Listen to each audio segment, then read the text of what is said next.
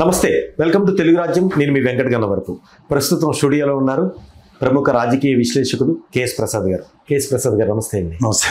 11 మంది ఎమ్మెల్యేలు మేము రాజీనామా చేస్తాము, ఒకవేళ గైర్హాజరయ్యి అనర్హత వేటు వేస్తే ఎన్నికలకు వెళ్తాము అని మాట్లాడారు జగన్. దాని మీద రఘురామకృష్ణరాజు కూడా 60 రోజులు కనుక రాకపోతే లీవ్ ఆఫ్ ఆప్షన్ అనేది ఉంటుంది, వివరణ తెలియజేయాలి అని ఆయన అన్నారు. ప్రతిపక్ష హోదా చాక్లెట్ కాదు ఇవ్వటానికి, అసెంబ్లీకి రండి, రాజీనామా చేసినా మాకేం ఇబ్బంది లేదు అని వంగలపూడి అనిత హోమ్ మినిస్టర్ మాట్లాడారు. ఎలా చూడొచ్చు?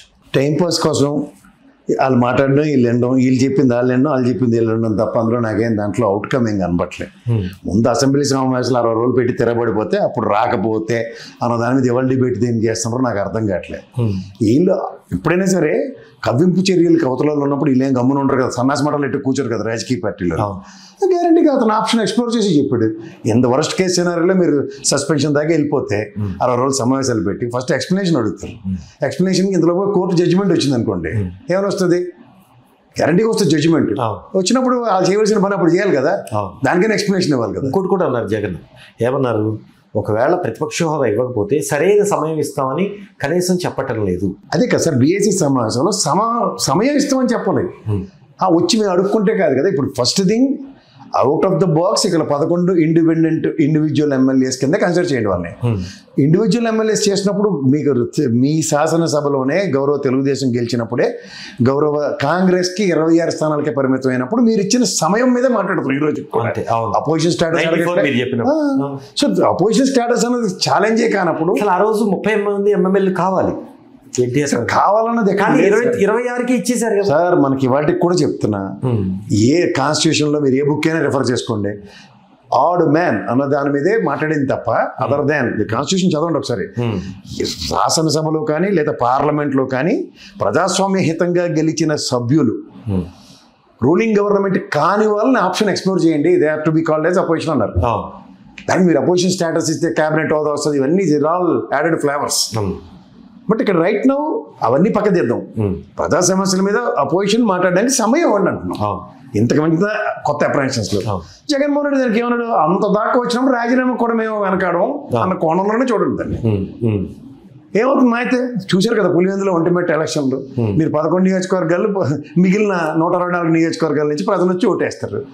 దాన్ని మీరు ప్రజాస్వామ్యం కింద డిక్లేర్ చేసుకుంటే మాకే అభ్యంతరం లేదు, కంటిన్యూ అయిపోండి. ఆ పరిస్థితి ఉంటుందా? గ్యారంటీ కూడా డౌట్ మీకు. ఇప్పుడు 124 లేడు పీకి పందిరి వేస్తున్నారా, 175 గెలుస్తారు, 175 గెలిచి పెద్ద పందిరి ఏమైనా వేస్తారా? ఇవాళ గనులు కూడా ప్రైవేటీకరించేస్తున్నారట. వీళ్ళకి దేనికి ప్రభుత్వం నడపడానికి వీళ్ళకి కాకుండా పీపీపీ పద్ధతి పెద్దాన్ని ఒక ఆఫ్ చేసుకుని వెళ్తుంది. దానికి 175 టెండర్ ద్వారా ఇవ్వాలనుకుంటే కదా. మరి ఏమో సార్, మీకు నాకు తెలిసింది అవి వాళ్ళన్నీ. ఇప్పుడు మీరు ఇవన్నీ పకోడీ పేపర్లు ఈ సత్తరం కాకుండా ప్రజాశక్తి పేపర్ చదివితే కొన్ని విషయాలు ఖచ్చితంగా బయటకు వస్తున్నాయి, కంటెంట్స్. ఎందుకంటే ఎక్కచ్చేని జర్నలిజంలో ఎక్కడో దగ్గర కొంతమంది బతికుంటారు కదా, బతికున్న జర్నలిస్టులు మాట్లాడుతున్నారు, రాస్తున్నారు రాత్రులు. వీళ్ళైతే దిక్కుమాల చిరతలపరం భజనలు చేసుకుని చావు బజ్జిగా తెల్లారిపోతుంది. ఓవరాల్గా ఈ ట్రాన్సాక్షన్ మొత్తం అంతా రఘురామకృష్ణరాజు గారి ఫ్రస్ట్రేషను, అయ్యన్న పాత్రుడు గారి ఫ్రస్ట్రేషన్లు, గౌరవ స్పీకర్ డిప్యూటీ స్పీకర్ స్థానాల్లో ఉండి ఇంత ఫ్రస్ట్రేట్ ఎందుకు అవుతున్నారు నాకు అర్థం కాదు. కనబడపోతేనే ఇంత పిచ్చెక్కిపోతున్నారు. సభకు వచ్చి మాట్లాడితే ఇంకెంత పరాకాష్ట ఉంటుందో ఆలోచించుకోండి. 164 ఉండి ఏడు చేయాలో తెలియక ఎంతసేపు జగన్మోహన్ రెడ్డి చుట్టూ తిరిగి ఏడు చేయాలా? బిల్లులు పాస్ అవుతున్నాయి కదా, మీ పని మీరు చేసుకోండి. ఇప్పుడు ఆయన ఒత్తిడి రాకపోతేనేటి. అప్పుడు తెలుగుదేశం పార్టీలో చంద్రబాబు నాయుడు వాకౌట్ చేసిన దగ్గర నుంచి దాదాపు 2 సంవత్సరాల 2.5 సంవత్సరాల పైన మిగిలిన 2.5 సంవత్సరాలు.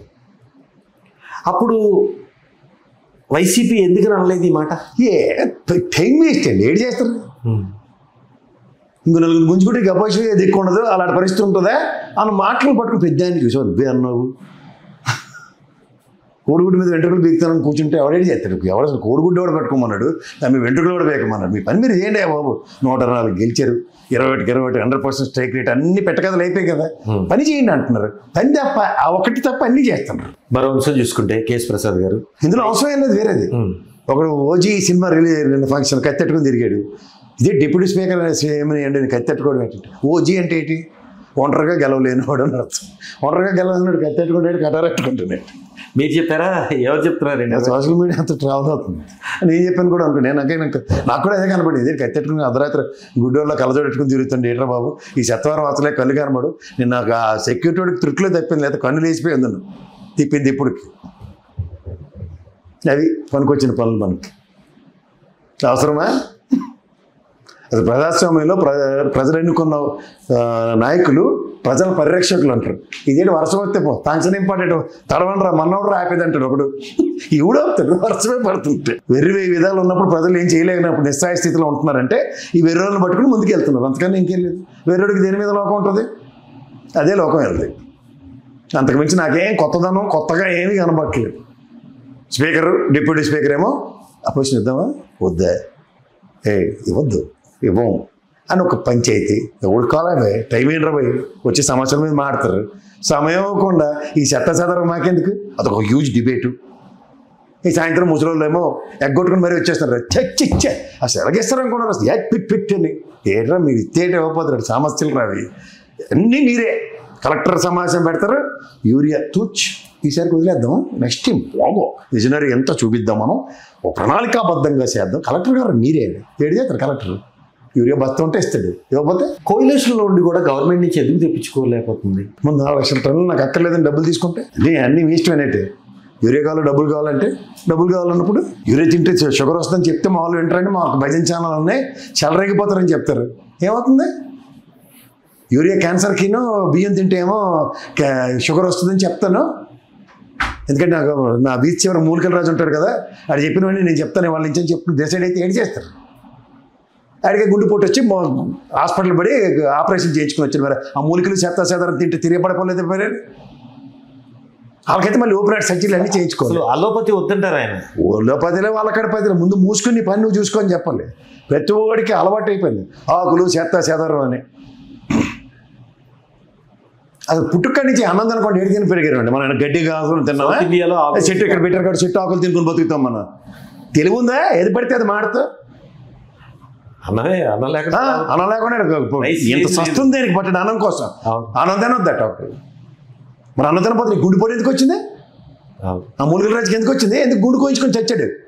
మూసుకొని కూర్చోమనండి. ప్రతి ఒక్కడికి ఇన్ని ఉలకలో తోకలో తోటకూరని తెల్లారికి 7 గంటలకి పంచాయతీలు పెట్టుకోవడం కదా టీవీల్లో కూర్చుని. నా సావుకు వచ్చి ఏంటో చెప్పనండి, అప్పుడు చెప్పాలి. ఇవి తిని చచ్చినా నా సావు ఇలాగే వచ్చిందని చెప్తే అప్పుడు ప్రజలు బుర్ర వాడతారు. హార్ట్ బైపాస్ ఏదో చేయించుకున్నారు, వార్తలు అయితే ఉన్నాయి. వేయించుకున్నాడు మళ్ళీ వార్తలేంటి వాస్తవం. ఆ మాట్లాడుకుని వీచెవరోడు మాటలు మమ్ముకుని చంద్రబాబు గారు మాట్లాడితే అలాగే ఉంటుంది కష్టంగానే. యూరియా పండరా బాబు అంటే అన్నం తినొద్దు, షుగర్ వస్తుంది. యూరియా కట్టరా బాబు రైతులు ఎంతమంది ఉన్నారంటే 10 పోయినాలకు వచ్చారా? ఎంతసేపు తిండే వ్యవసాయ శాఖ మంత్రికి గడ్డి చెట్టు వ్యాపారం కొనబెట్టిది చేత రాజీనామా చేయాలా ఉండాలా అన్నీ డిసైడ్ చేసుకుంటారు. ముందు మీ పని మీరు చూడండి. 124 గెలిచారు కదా మమ్మల్ని ఉద్ధరించి ఊళ్ళేలండి. హలో, తెలుగు రాజ్యం ఛానల్ చూస్తున్నారా? సామాజిక రాజకీయ జీవన చిత్రణే తెలుగు రాజ్యం. అతిశయోక్తులు అసత్యాలు ఉండవు. రాజకీయ కోణం కాదు, ప్రజా కోణమే కొలబద్ద. తెలుగు రాజ్యం వీక్షణ మీ ఉత్తమ అభిరుచికి నిదర్శనం.